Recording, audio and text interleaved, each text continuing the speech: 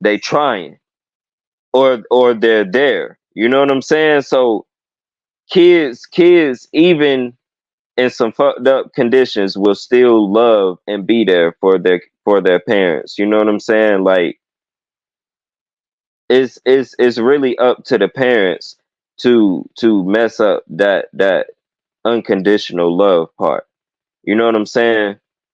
Because they'll love you no matter what as long as you do certain things.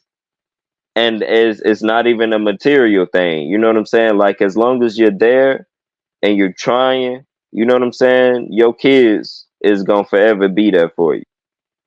So let me ask you this. Supposed to be. Let me ask you this. Let me ask you this. Because you said something about trying. You said something Hmm. about trying. At what point, like just asking, at what point, and just bear with me here.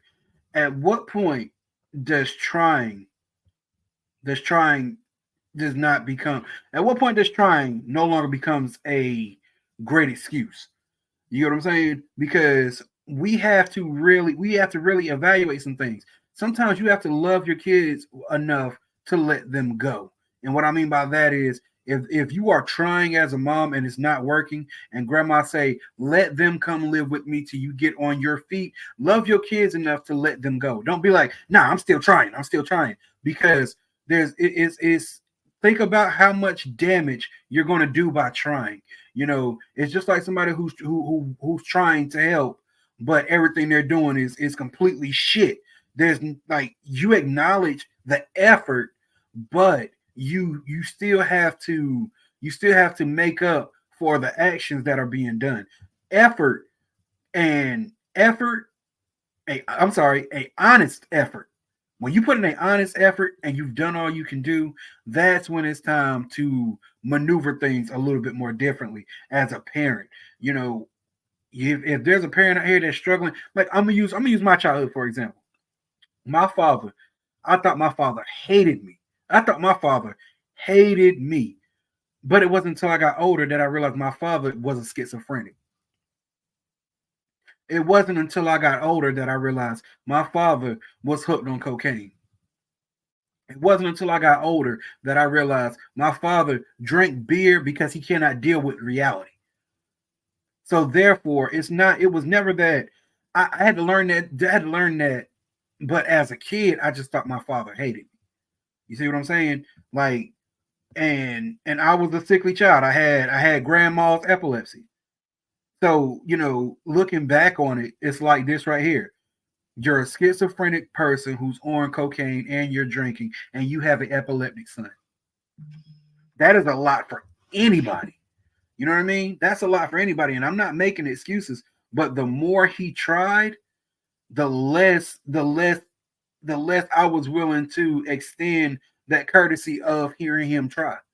I don't want to hear that you couldn't make it. I don't want to hear that this, that, and the third. I don't want to hear excuses. And even though it's a valid excuse, the feelings and the damage has already been dealt. But had you said I love my kids enough to let them know that I am not okay, had you had the mental strength to step back and say, I love my kids enough to let them know that I cannot be there for you in the way that you think, but I always love you. My father has never said I always love you. Never.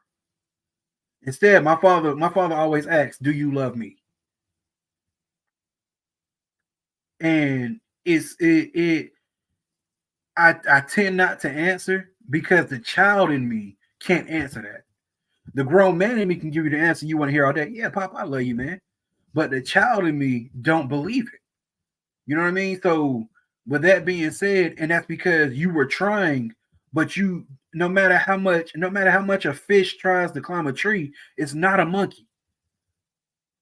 And in the end, only thing it's gonna do is end up causing more damage to itself. You know what I mean? So that's how I see it when since we're talking about, since the topic at hand was that we just have to realize that trying doesn't always equate to good intentions. Sometimes trying is a pride thing. I'm going to try to do it. It's a pride thing. And once trying stops becoming sincere and more about yourself, that's when shit gets hectic. That's when shit gets wicked. Okay, okay, okay. I feel that, and I'm definitely an advocate. You know, my thing that I preach is we are stepping into our power. We are no longer trying. Trying leaves room for doubt. So we are either doing, or it's already done, or it's in the process of getting done. We are no longer trying. You know what I'm saying? You got to have a strong mindset, and you have to have a strong willpower. You know what I'm saying? So I definitely agree with that. You know, trying can definitely get tiresome when it's not leading to results. You know what I'm saying? So, you know, I definitely feel that. So I'm saying trying in the aspect of I'm doing the best that I can. You know what I'm saying? Sometimes I come through. If life hard on me and I ain't got really too much to give, then that's that. But when I'm straight, I'm doing everything on point like I'm supposed to. You know what I'm saying? So that's what I mean by trying, not, you know, I'm steady trying, but we ain't getting no effort behind the tries. Nah, that's, you know what I'm saying? That's definitely dead. But we gonna shift it a little bit. We gonna shift it again, and we gonna have a grown man conversation, right? Oh, I'm ready. What's up? Real quick. So the question is, or the scenario, however you want to spin it, is it okay to have strange addictions slash watch porn in a committed relationship? Is Yes. that okay? Yes. Yes. Yes, it is. And I feel once again, I Mm-hmm. feel I can only go off what I feel. I feel it's okay. The reason why I feel it's okay is because anything you do in this world, you got to do it with discretion. You got to do it with discretion, and it cannot lead to obsession. And if you are doing anything that leads to obsession, now it you no longer have power. It has power over you. So, with that being said, porn should be no different. If you are watching porn, watch porn, bro. Ain't nobody gonna kill you out for watching porn because I'm like this. I would rather you be in there flicking that bean. I'd rather you be in there flicking that bean than for somebody be making you scream. Somebody besides me making you scream. You know what I mean? You'd rather me be beating my meat than to be beating some cheeks in the street. You know what I mean? Like let's keep it hot. Let's keep it hot. So with that being said, these people who be like, oh well, you shouldn't watch porn, this, that, and the third, it takes away from your relationship. No, it doesn't. No, it doesn't. If you give it that power, anything that you give power to is going to take that power and use it over you first. It's not going to use it over nobody else. It's going to use it over you first. So with that being said, if you saying that porn has fucked up your relationship, it's because you let it. It's because you let it. You know what I mean? You let it. It's no other way to really shape that narrative than to say that. Don't give it the power. Give it a single use. Give it a single use of to get me over to the next day. You don't always and I'm gonna say this as well. Since we talking about strange addictions and stuff like that, you don't always need a blunt. Sometimes you just need a cigarette. You don't always need a blunt. Sometimes you just need a blunt. You don't always need to drink hard liquor. Sometimes you just need a spritzer. You don't always need to drink hard liquor. You just might need a beer. You don't always need to eat a 5 course meal when you can just eat a Nutri-Grain bar. You don't always need a 5 course meal when you can just drink a cup of Kool-Aid and keep it moving. You know what I mean? Like like if you can do those things in discretion, what makes porn no different? What makes any other addiction any different? The fact that it makes you feel good? Okay, cool. It is all right to feel good. But understand that feeling good for right now is a thing. It is a thing that you shouldn't ignore. But understand, the more that you do something, the less you enjoy it. Nobody likes going to work, but everybody likes getting a new job. You get what I'm saying? So that's where I'm at with that. You know what I mean? Like if you have sex, if you have sex every night, hit the same positions, bust a nut at the same time. By the time it's 12:23 on the clock, you done, y'all sleep, y'all cuddle. It's going to get old. You have to stop and assess that I cannot always do this way. Even though porn is an unconventional method, it does help. It's no different from somebody jumping on Call of Duty after a long day of work. You wouldn't deprive that man and be like, nah, hey, don't jump on Call of Duty and kill those people. Here's a gun. Go kill somebody. You wouldn't do that. You're letting them play Call of Duty. So once again, hey, bruh, don't go out here and start fucking people. Beat your meat. Beat your meat. Nah, I feel you. So you saying, okay, so I say it like this, God. I would use it as, like you said, use it as like a learning tool. You know what I'm saying? Or use it as, because sometimes, when you've been in a committed relationship, man, you know what I'm saying, y'all both got, going through life, y'all working, whatever. Sometimes y'all not gonna always be in the mood. Or one may be in the mood, the other one may not be. So, you can use it. You can use it sometimes, you know what I'm saying?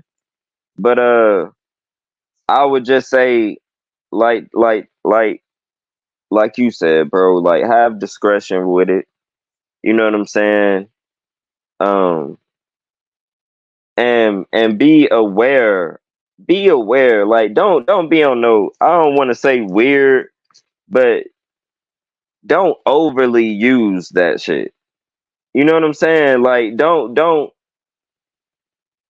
because if you got some soft legs in real life at home with you, bro, it's nothing that them women in them videos can do for you, fam. You know what I'm saying? Like bro said, it's just a little quick fix. So keep it at that and don't go overboard. Don't get weird with it. You know what I'm saying? Cause yeah, just don't get weird with it. You feel me? Use that shit as a tool, a little quick one and done, get it out the way. You know what I'm saying? But definitely don't never get to a point where you would rather watch videos of other shit than tend to your woman in real life. You know what I'm saying? That's the point where it's weird. You feel me? The only thing that should be chronic in your life is your weed. That's it. That's it. You should not, you should not be an habitual meat beater. You should not be a chronic meat beater. You should not be a compulsive meat beater. You know what I mean? Bro, you can't survive off hot pockets. Sometimes you're gonna need a meal. You know what I mean? So there you go. That's the best that's way I a can put that's a it. fact. That's a fact. All right, so look, we gon' this another grown man topic or another grown man situation. Um, so I want to ask the people how okay, we gonna ask the people, Tay, but I want your opinion too, of course. How do you deal with a significant other who has bad spending habits? And what do you do? What do you do to handle or fix that situation so y'all can both peacefully coexist? Bad spending habits. First things first. First things first. Bad spending habits. Are we talking about money? Are we talking about time?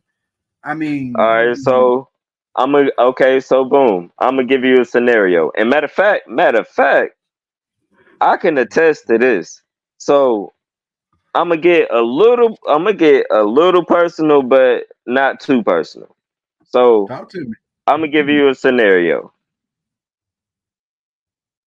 How do you feel about a situation where a man, right?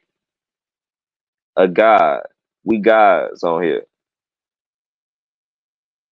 When a guy is doing all that he can, he's doing all that he can. He's working. He's paying all the bills. He's making sure the household is secure, protected, the whole man role. But he has a female that is sitting on her ass every day, soaking up the benefits. And we talking about Tay. Listen, we talking about this man is going to the grocery store, paying for groceries out of pocket. This man is because he partakes in a substance, or because he partakes in cannabis, he's making sure cannabis is around, making sure his woman has everything that she needs. But when it comes down to her money, she spends that shit not on the household, but she spends that shit on shoes, going out to the club,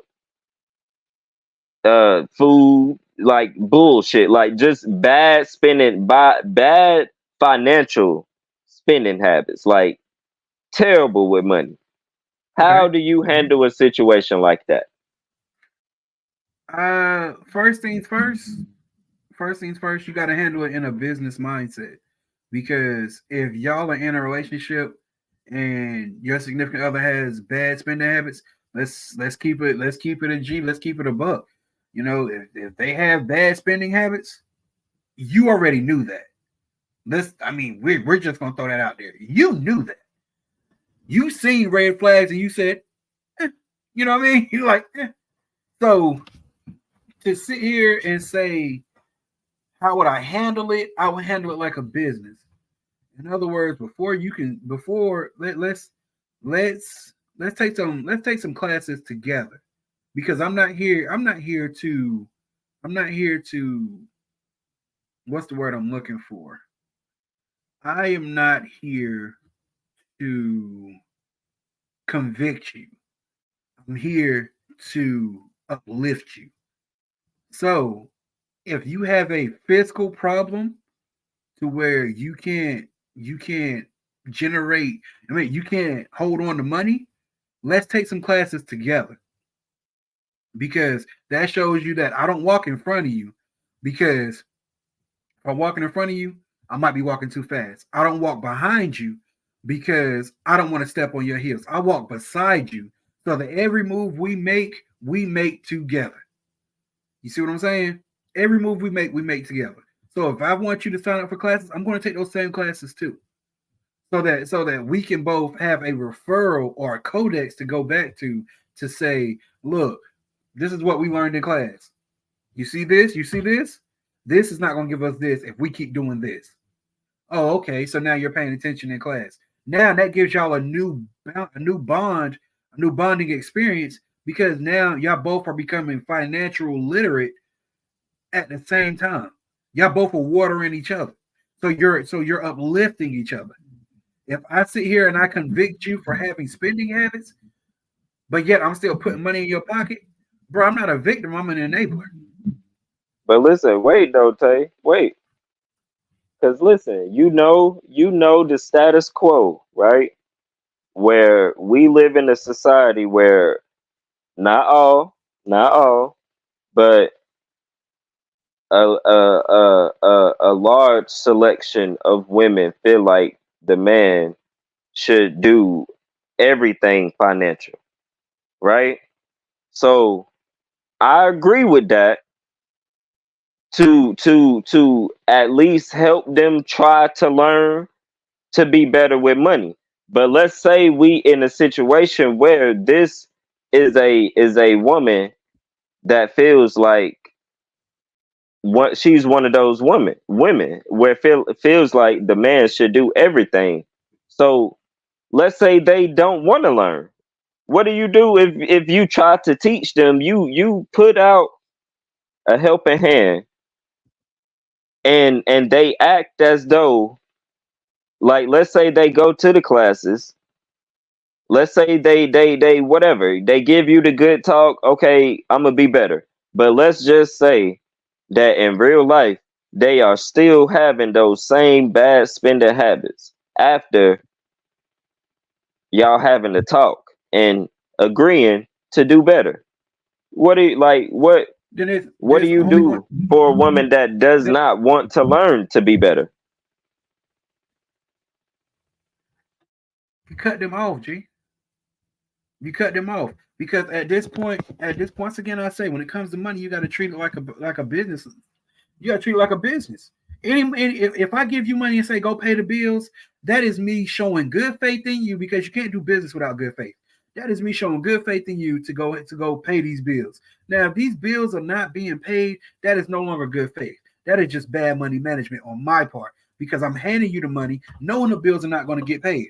So with that being said, I have to reassess how I'm spending my money and I have to move accordingly if I want to manage my money. And if that means eliminating the problem, that means eliminating you, then I have to do that. I have to do that. It's no longer personal. It's no longer personal. It is a business. But when your business seep into your personal life, that's when you have a problem. When the money that you are amassing is no longer being shown by what you have because that person is spending money. I don't believe in that whole thing. What's yours is mine, and what's mine is mine. No, what I believe in is we pour in it. If you got beans, I got rice. That person got beef. That person got motherfucking peas. We pour it into a pot. We got a soup. We got a fucking soup. And then, and last but not least, we get somebody to bring the spoon. Now, as we take from this pot, we're taking equally. We're taking equally. Boom, boom, boom, because it's the same spoon pouring into each one of our bowls with the same food. That's how it should be. So, with that being said, I'm gonna say, cut them loose. Cut them loose. They're bad. That's bad money management to keep them around.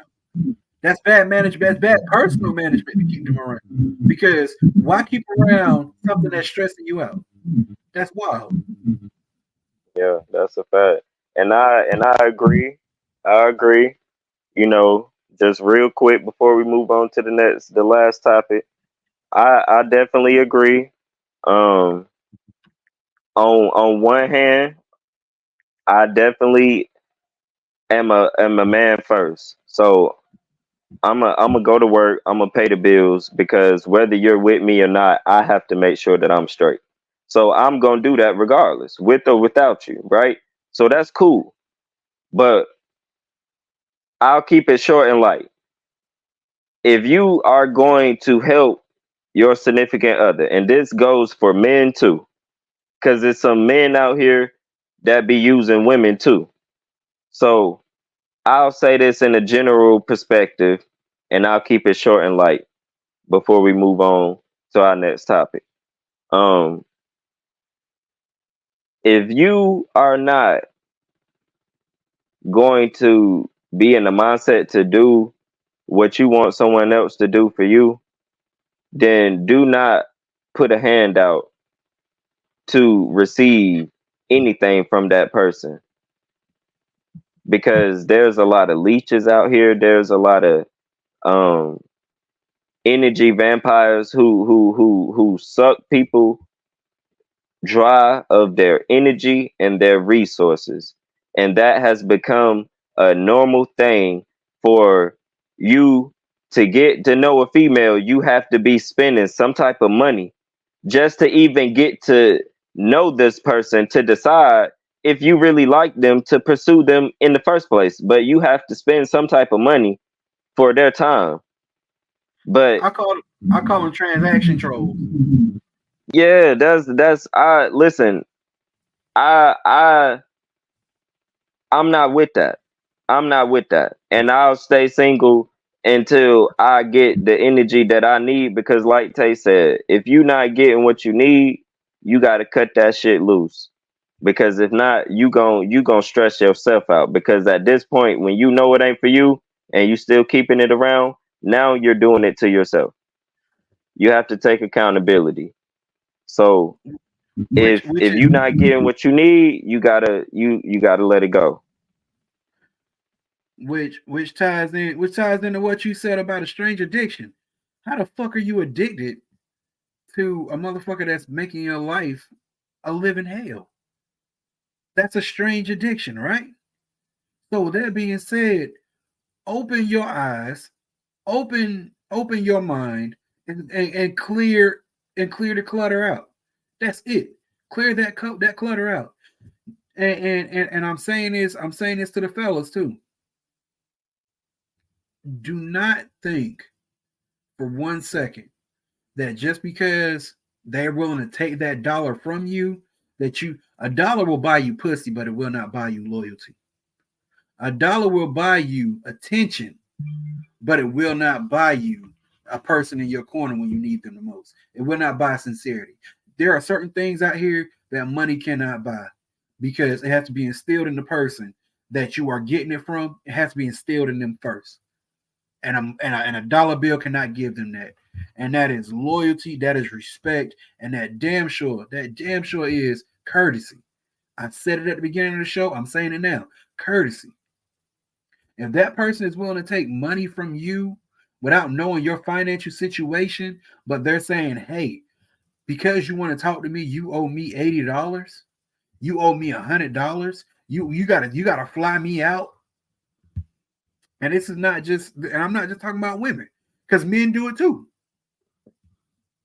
If them people, if these people are not willing to pour into you, why would you pour into their cup?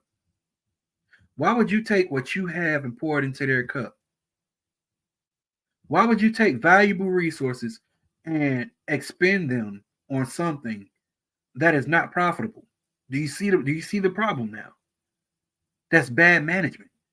That's bad life management. Look at everything that you have acquired, look at it from a business standpoint. It is stocks and shares of your own life.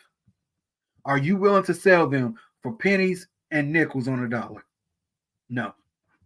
And if you are, understand that you will not only be financially broke, but you will be spiritually broke. And there is nothing worse than a person who is spiritually broken because they will continue to go around and not repair that link, but find temporary means of substance. And 9 times out of 10, they're gonna come find you. So don't be that person. Don't let them be that person. You have to stand up for yourself and do inventory. And whatever's not benefiting, bro, give it the boot. Stop giving full-time benefits to part-time situations. Stop giving full-time benefits to half-time situations. And there's a reason why there's full-time, part-time, casual, and volunteer. Let those who are not pouring into you be volunteers, as in you can volunteer their ass to leave. That's just what I got to say. No, for sure, for sure, for sure. So, okay. So the last topic before we get up out of here is how okay. So everybody has boundaries, everybody has morals and belief systems that they live by, the average person at least. So how far are you willing to go to stand on your boundaries? And again, I'll give you a real scenario, a personal scenario. So I'm a person who's come to a different belief system. And because of that belief system, because of those thought processes, it kind of rubs people the wrong way because it's not the average mindset. So when it comes to having a spiritual awakening and when it comes to, just being the outside the box thinker, I think that that is something that people shy away from because of how people are treated when they don't go with the status quo. So when it comes to losing people, when it comes to people looking at you and viewing you different, how how far are how far are you willing to go to stand on your belief systems and your morals and your boundaries? Are you could you could you lose your favorite cousin behind standing on the principle that you feel like was violated by him? Yes. Or would you look at it as this is my family, and because this is my family, I'm going to love them and forgive them, and we're not going to fall out? Okay. Yes. Yes, I could. Yes, I could. Yes, I would follow up my favorite cousin over, over my boundaries and stuff. Because if I'm not willing to uphold my boundaries, who the hell will? If I'm not willing to place that line in the sand and say, if you cross this line, you have crossed me tremendously, and then I show them that they have crossed me tremendously, then I no longer have to tell them not to cross that line. They're just going to respect that line. So as far as religion and stuff goes, uh, and morals and stuff, the minute that you put down your morals, they no longer have the same meaning as your morals. You know what I mean? Like if you put down your morals to get something done and then you try to go back and pick them up, and I've said this before, and you try to go back and pick them up, it's not going to feel the same. They're no longer going to feel like your morals because you had to abandon them. There's no way to easily let down your morals. You have to abandon your morals. There's no way to say I just put my morals down for a second. No, you abandoned them. So by you abandoning your morals, there is ramifications and repercussions behind doing such an action. And we have to stop, we have to really stop and think before we even take a course of action that is that detrimental. We have to really stop and think what could happen if dot dot dot. You know what I mean? And weigh out your pros and cons when it comes to your boundaries. Because once your boundaries have been pushed, now you have to reestablish boundaries. You know how hard it is to reestablish something? It is very hard to reestablish boundaries because now these people, they're gonna be like, oh well, you let us run through your first set of boundaries, so why are you setting more? And now they have a valid argument, and you have to come up with a even more valid argument than what they're saying and what they're saying is the truth. So now you have to come up with an argument that is stronger than the truth about you. And that in itself is hard. So I can't really sit here and say that I wouldn't fall out over family, but I would have to say I would want my family to respect me enough to not put me in a situation to where I would have to choose between my relationship with them or my boundaries with myself. Because if they're willing to put me in that situation, they're already gone. Because that means that they gave no fucks about my boundaries from the beginning. Right. No, I definitely agree. I agree. And um, I'm a man of principle myself. And as I've gotten older and gone through life, um, certain boundaries, certain morals, certain principles have definitely changed. And if they didn't change, um, I started to actually hold myself and others accountable to respect those boundaries. And I just want to tell the people that and that was just a scenario because it could be with a significant other, it could be family, it could be friends, it could be a coworker, it could be anybody, y'all. Anybody that has access to you in real life, there is a very important need to have boundaries. It's very important to have morals and certain belief systems in life, whether you're religious or not. You know what I'm saying? That's another conversation for another episode. Whatever you believe, it's important for you to stand on that. Because there are going to be people who test you, and it's up for you to see that as a test and move accordingly. Now, so that doesn't always mean that everything is gonna be so pretty and nice. You know what I'm saying? Like sometimes, you know, I find it common nowadays where people seem to think that when they were the worst version of themselves, that that's when they were more easy to be around, or when they had more quote unquote friends, right? When it was just you were a feeding frenzy. right, right. So I just want to let people know, like,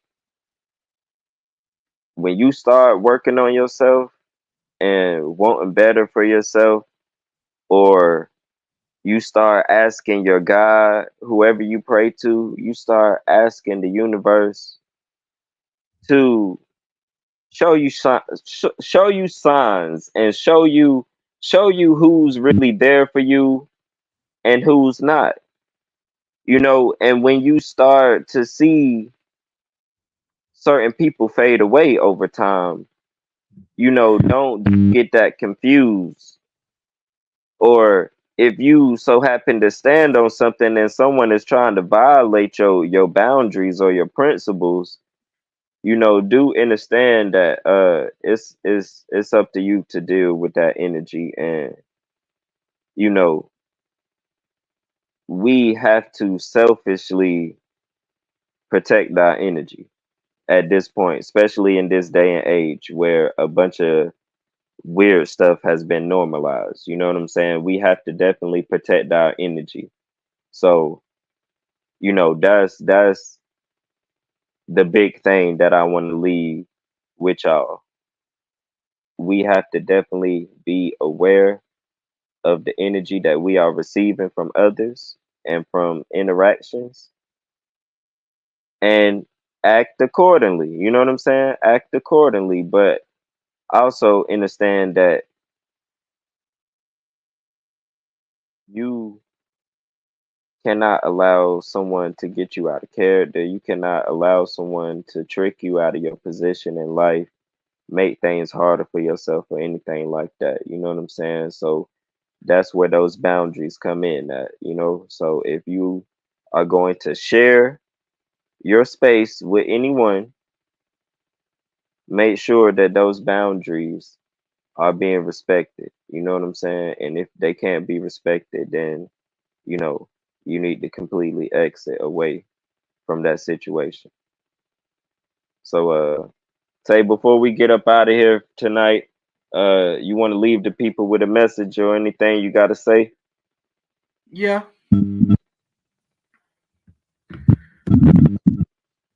my message is simple. My message is simple. My message is just this, man. When it comes to your mental health, or when it comes to you as a whole, especially in your mental, I'm just gonna say your mental state. When it comes to your mental state, understand that your mental state is nothing to take lightly. And the only person who can make your mental state serious is you. Nobody is going to give you. We do not come with blueprints, which is why we have to make our own. And even in blueprints, there are warning labels. Make your warning labels and stand by them. That is just what I have to say. Hey, and I agree. I agree, brother. So I hope this was a very informative episode for y'all. Um, there was just, some